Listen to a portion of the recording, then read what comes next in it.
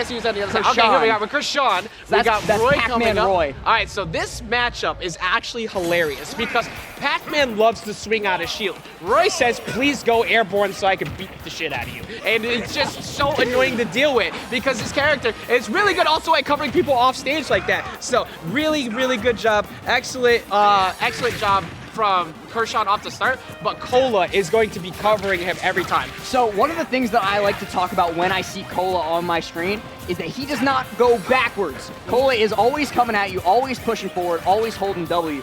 So if you have the tools to deal with it, great. But not a lot of characters have the tools to go toe-to-toe with a Roy throwing out this many hitboxes. So a lot of what you need to do is back off, control the tempo, and don't give Kola those ins that he wants so bad. But Pac-Man, perfect character to do just that. Exactly. You know, Roy, one of the best characters at ending the game quickly. Pac-Man, one of the best characters at playing the clock all the way through you ever heard of Sinji? Oh, yeah, no, trust me, I know. I have been around for that one. But, and we're seeing a very close game here, but if Kola goes and overextends off stage like that, that gives you an opportunity to find that bell at ledge or the back air. So it's got to be super careful. Try to cover him on the down smash with the roll in, but Kola didn't get hit and finds the up air. Weak hit up air and a strong hit up air, very, very good confirmed from Kola, and just catching the fact that Kurshaun did not know what the correct DI in that situation was. Now going to get that down throw up air as well, and just punishing Kurshaun for trying to find safety in his own shield.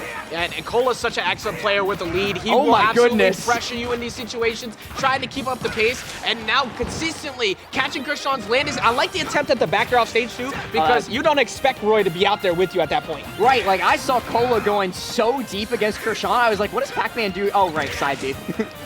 And just keeping it up right now too, like even with Bell and hit, and the water actually ended up working against Kurshaun there, so unfortunately still not able to find that kill last.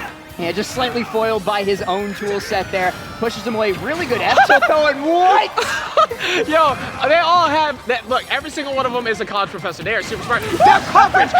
All right, hold on. I gotta talk about this. Go for Their it. Go option for it. coverage there. The roll-in was covered by the apple. The neutral get-up covered by the fire hydrant. The jump also covered. Literally, the best thing for Kola was to hopefully drop down or stay at ledge and not get hit by forward smash. Right. Remember what we said about shutting down Kola's propensity to hold forward by going backwards, creating space. And as soon as Kurshaun was given the space that he wanted, well, he got that amazing setup, but Kola right back into the advantage state, getting that up smash to catch his jump, and that's going to be the stock right there. Almost a full stock lead, close to lapping him too. Yeah, now we're seeing, we were talking about that clock, but the problem is after a certain point, you can only do so much. When you're behind on percent here, you have to try and find the openings at some points. These short hop aerials out of shield are really good, but you have to make sure you don't leave yourself open like so, because Kola is going to keep chasing you. If you spot dodge there or you did anything else, that would have been it. I think that might be, oh no, he still had a jump. So I thought for a second that Kurshaun had actually managed to take away Kola's jump, but beautiful conservation of resources off stage there from him to be able to still get back to stage, but he just got back to stage in order to get F-smashed. 91% on Kurshaun. Kola looking for that roll read. So lucky that there was still Angel Platform invincibility there, because that would have been a massive amount of damage coming in from that Galaga. But now, trying to go for the bear, does not get the hit. Kola just trying to find any straight hit aerial at this point will end it out, or an F-tilt possibly on a dash cancel.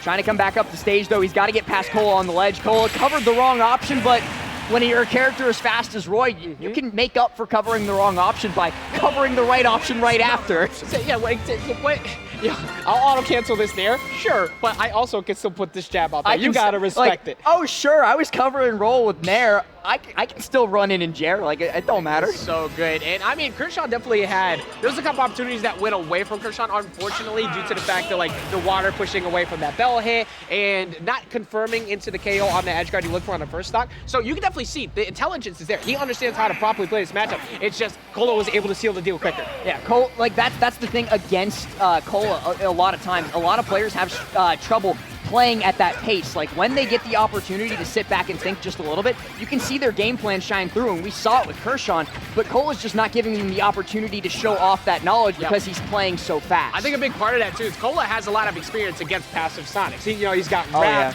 and he's got Sunito over there in Georgia, so he understands how to deal with this stuff. And then you also have people like Minecraft Steve with, like, Didi and stuff. So you understand how to deal with setup characters. Bro, right Georgia's now, really a wasteland, huh? Yeah. Then you just got Mugen, Fatality, and Kola out there putting it work like that. That's the first stock going to Kola. fantastically played by him at ledge. Just, did you see the sheer amount of pressure Kola was putting in at ledge? And I don't think I've ever seen Nair beat that out like that. Yeah, and right now, like, Pac-Man just trying to find the hits, looking like you're definitely looking for the tech roll in for that move right there. The forward smash is trying to get the kill. Reading the rolling with the down air, the Kola staying on top of Kurshaun, refusing to let him touch the ground safely. Did you see that Nair 1? Kola was looking for Nair 1 jab back here, but Kurshaun actually managed to stay a little bit ahead of Kola to make sure that that didn't happen. But I'd like to point out that these guys look like, oh my goodness, what a kill from Kurshaun. So similar to that other ledge shot we saw before, using the fire heights to control the pace. You put the trampoline out there so they're forced to jump into that, and just so many options covered. But at 106, Kurshaun has to find a really good tech chase. Unfortunately, ended up getting caught by the double edge dance. Double edge dance, really, really hard to get around to, especially when Kola's been conditioning you this whole match to expect something else on shield. I believe that's the first time he's actually done short hop side B in that situation. So Kola been conditioning Kurshaun to expect something else on shield the whole time, and then when it really matters, pulls out that double edge dance and takes the stock for it. Yeah, very, very smart. He understands, like, you know, obviously Roy's have one very straightforward game plan that they go for. Oh, wow, the air dodge pass. Okay, kind of dangerous to do that, but still got by. 74% last, going deep off stage. He knew he was going to throw the item in that position. He knew he was going to try and stall, do whatever he wanted to do, and then he just finds the deep off stage with the back air. That was disgusting. I got to say, that was absolutely, positively gross. Absolutely moist.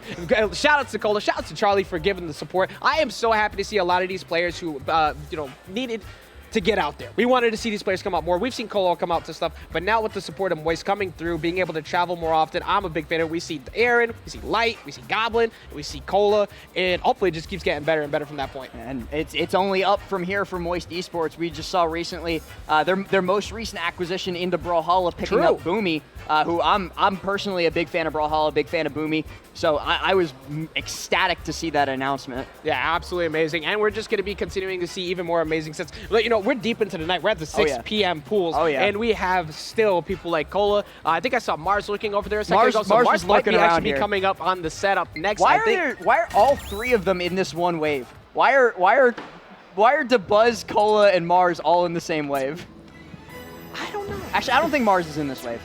I know. I saw Mars sitting I saw Mars That was chilling. the first I've seen Mars all day. So, yeah, I was saying confirmation. Okay, so we do have one thing to show you real quick. If you take a look at this.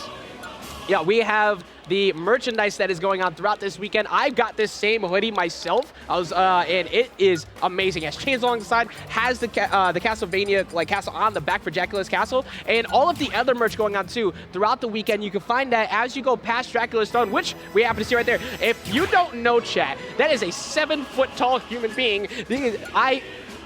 Massive, but you know, the gear looks amazing. If you happen to be here, please pick it up. If you don't, make sure you check out the Smash GG. I love the fact that this is the Gibbs always wins looks until he's like, psych. he tried so he was like, nah. It's so hard to keep that straight face that whole time. It worked for a second, but the Gibbs always does win. Make sure, again, we talk about production, make sure you at VGBC, at Gamer, at Tanos, at Apostle, who is the big reason why all this looks as good as it does. If you've seen pictures of like the set and the venue, make sure you give Apostle some love because he's put so much work into making this look amazing. Absolutely amazing. And we're seeing a matchup that Mars actually has quite a bit of experience, between not only the local of Craftus, but just in general traveling around. It's going to be Mars. ZSS, we haven't gotten confirmation. I'm not sure who the Sonic player is. Like, it's going to be Sonic. But yeah, I've seen you, chat. I've seen you this entire block going, when's Mars, when's Mars, when's Mars? The answer? Now. Right now. He's coming up in a second as we're getting ready to get the match started. Obviously, you know, coming off of a relatively rough outing at Riptide recently,